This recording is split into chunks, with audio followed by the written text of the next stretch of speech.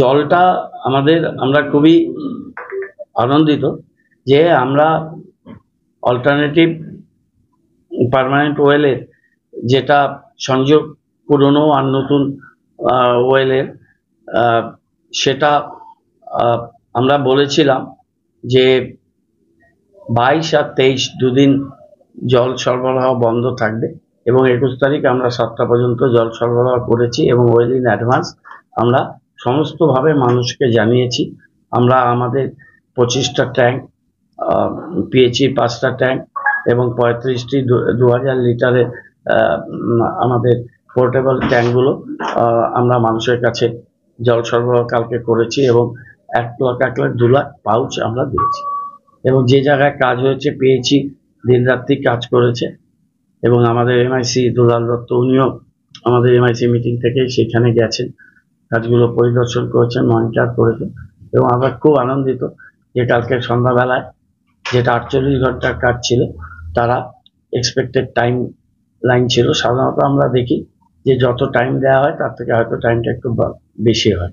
এখানে কিন্তু সকালবেলায় জল লাইন বন্ধ করে এই সন্ধ্যাবেলার মধ্যে এই জলের জল সরবরাহটা পাম্পিংটা রেস্টোর করতে পেরেছি এবং গতকাল রাতেই এবং আজকে সকালবেলায় আমরা অ্যাজ ইউজুয়াল যেরকম জল সরবরাহ হয় সেই জল সরবরাহটা আমরা শুরু করতে পেরেছি।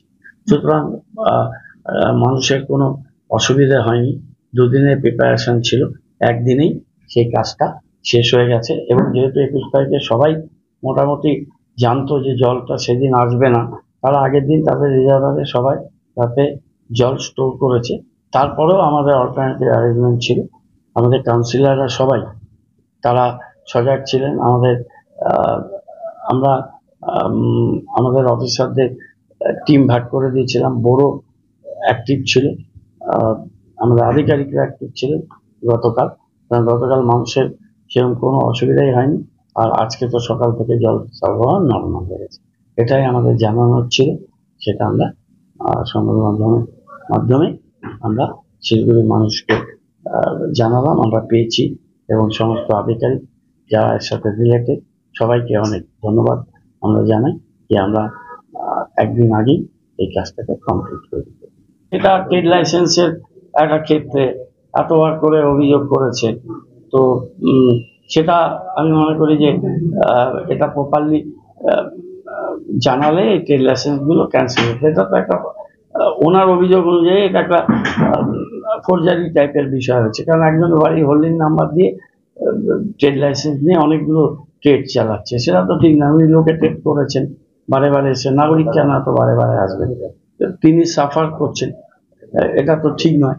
সেই বিষয়টা দেখেছি, আমি ডিপার্টমেন্টে কথা বলবো যে সেক্রেটারিকে বলেছি যে কনসার্ন ডিপার্টমেন্টকে দেখতে। এখন অনলাইন হয়ে যাওয়ার পরে ওরা একটা সিস্টেম করেছে যে অনলাইনে তো কাগজ জমা দিয়ে তারা পোর্টাল থেকে বার করে নিচ্ছে ট্রেড লাইসেন্স, আমাদের কোনো নিয়ন্ত্রণ নেই সেখানে। আবার রিনিউয়ালও সেভাবে করছে, কিন্তু আমরা র্যান্ডাম সার্ভে করছি, কিন্তু এত ট্রেড লাইসেন্স প্রত্যেকদিন বেরোয়, প্রত্যেকটা বাড়িতে তো হাত ছড়াতো, প্রত্যেকটা বাড়িতে তো এই সার্ভে কাজটা করা সম্ভব নয়। কিন্তু এটা কয়েক মাস হয়ে গেছে কমপ্লিট করছেন ভদ্রমহিলা, সেটা দেখতে বলেছি, আমি 2-3 দিনের মধ্যে এটা কারেক্ট করে দেবো।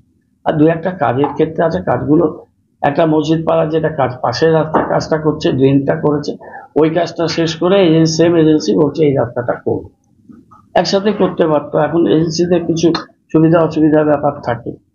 আর একটা কাজ, দুটো কাজ ওয়ার্ক অর্ডার হয়ে গেছে কিন্তু এজেন্সি এখনো কাজটা শুরু করেনি, সেই কাজগুলো যাতে দ্রুত শুরু করে সেই ব্যাপারটা বলেছি আমি। 1 ডিসেম্বর ওই আমাদের এসইদের হাতে যে ওয়ার্ডগুলো দেওয়া আছে, এক একটা এসই ধরে ধরে আমরা সেটা করব।